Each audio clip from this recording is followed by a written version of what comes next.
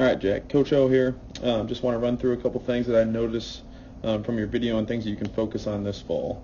All right, first of all, big thing for you is that you move pretty well already. Your mechanics are, for the most part, pretty clean. There's a couple things that we can work on, but your biggest thing this offseason will be to get stronger. Okay, if you're throwing, 82, 83 at 160 pounds, you're touching 85 maybe every once in a while.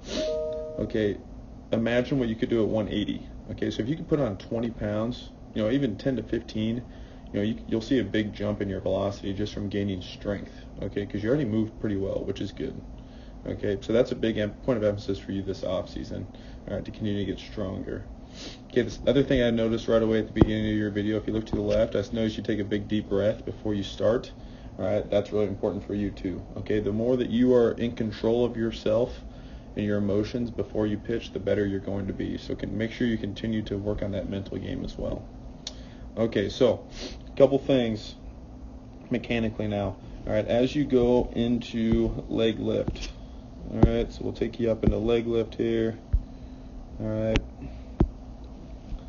One thing I look for is seeing if that front leg tracks up towards your back shoulder. And it does.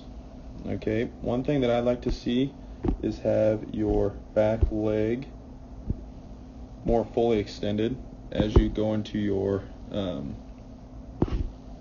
leg lift. Okay, so you'll notice you got a little bit of flexion here where it's a little bit flexed while you're still lifting.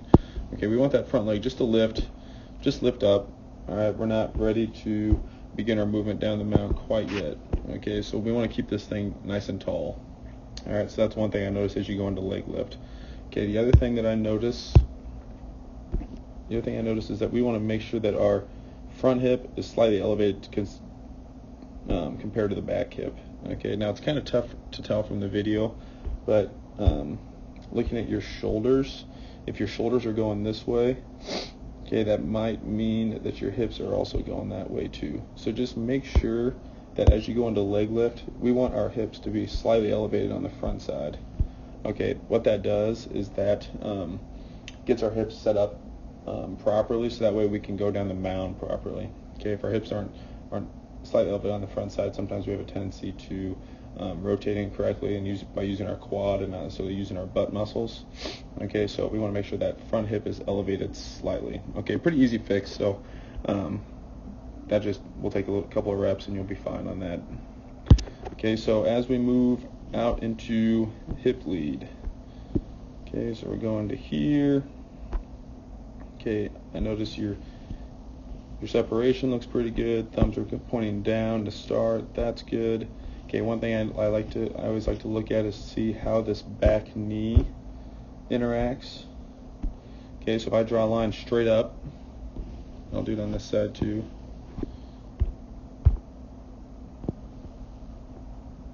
Okay, we want to see this back knee pinch straight in towards the catcher.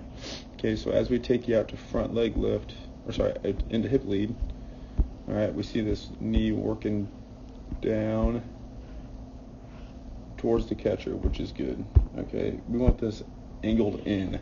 Okay, that will allow us to push into the ground going this direction. Okay, which is a good thing. All right, so that's pretty good. Let's look at it from behind. Get to about right here. Now, one thing that I notice is that your knee isn't tracking necessarily towards the catcher, but it's kind of going at an angle. Okay, and the way I can tell that is because if I draw a line there, see how your knee goes over your toes? All right, we want that knee to stay over more the middle of our foot. Okay, so we want knee over ankle. All right, that'll allow us to sit into our glutes a little bit more and use our butt muscles to help us rotate. Okay, what tends to happen is if we get, our knee over, if our knee ends up over our toes, then we tend to use our quads, which can make us a little bit jumpy. We tend to jump out to that front foot and we don't rotate as well. Okay, so we want to get our hips, let me clear this off, but we want to get our hips to more go backwards, so that way this shin stays more straight up and down vertical. Okay, now I've seen a lot worse. Okay, that's not terrible, but I think we can get a little bit better there where that shin's going more straight up and down. Okay, so we'll show you some drills that will help you with that. Okay, now as we go out into front foot strike, Okay, one thing that I noticed is because that back knee isn't going straight towards the catcher, what happens is you can rotate just a little bit early. Okay, so see how your back foot, watch your back foot here, as it goes out in front foot strike, it comes under our toe pretty quick. Okay, that means we're using our quads. All right, and what happens is we get a little jumpy and then we land on our toe on the front side. Okay, so we want to sit back and keep that back heel connected as long as we can. That way we're getting as much rotation and much activation out of our butt muscles as possible. Okay, because that's a big, strong muscle, and that'll help us rotate better. Okay, so as we get on the front foot strike, we're here. And one thing I like to look at is see where our glove's at, and I like to see where our head's at. So we want to keep our head back behind that center line. So if I draw a line right between your 2 feet, okay, our head should be back here. Now you're not too far off, but if our head's back there, then we can use our trunk a little bit better in order to use all that mass from the center of our body in order to propel the baseball better. Okay, so we want to think about keeping that head back. Okay, and part of the reason that your head is in front of that line is because we're not getting into our glute all the way back in here as well. Okay, because we're getting into our quad, our body kind of jumps out front a little bit. All right, see right here how both feet aren't really connected. Okay, you're not using your glutes anymore, so you're losing power there. Okay, if we're still rotating using our glutes, our head can stay back easier. Okay, because right now our head has to jump out front because it's got to balance itself. All right, your body has to balance itself in order to stay upright. Okay, and that's another reason why you lean back so much. If you look on this left side, okay, since your leg, I'm going to draw an arrow, since your leg's going that way, all right, and we got to throw back towards the catcher, that's why you have so much tilt with your trunk going like this, because it's got to balance itself in order to get there. Okay, you've also got a high arm slot, so that accounts for some of that. Okay, but you won't have so much tilt like that if you get that back leg going more straight towards the catcher. Okay, and then that's why you sometimes will miss up and arm side a lot, I think, which is what you do right here. So you miss up. It's because you have a hard time getting back on top of it because you got to redirect your whole body back towards the catcher. Okay, so those are some things to think about, and I can show you some drills that will help you with that. All right, so if we keep moving, so now we're at front foot strike. Okay, as we go out to release, one thing you do a pretty good job of is getting this front leg to extend. So if we watch this,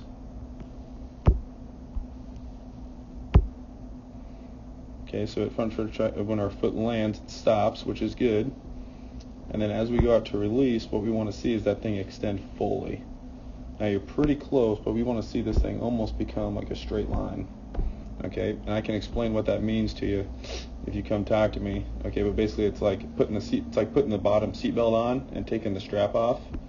And then if someone slams on the brakes, okay, that energy is forced back up into your hips, all right, and allows it to come out. It helps you use your body even more to come out of your hand. Okay. It's kind of difficult to explain over the video, but I can show you sometime. Okay, we want to make sure that front leg is completely locked out when we throw.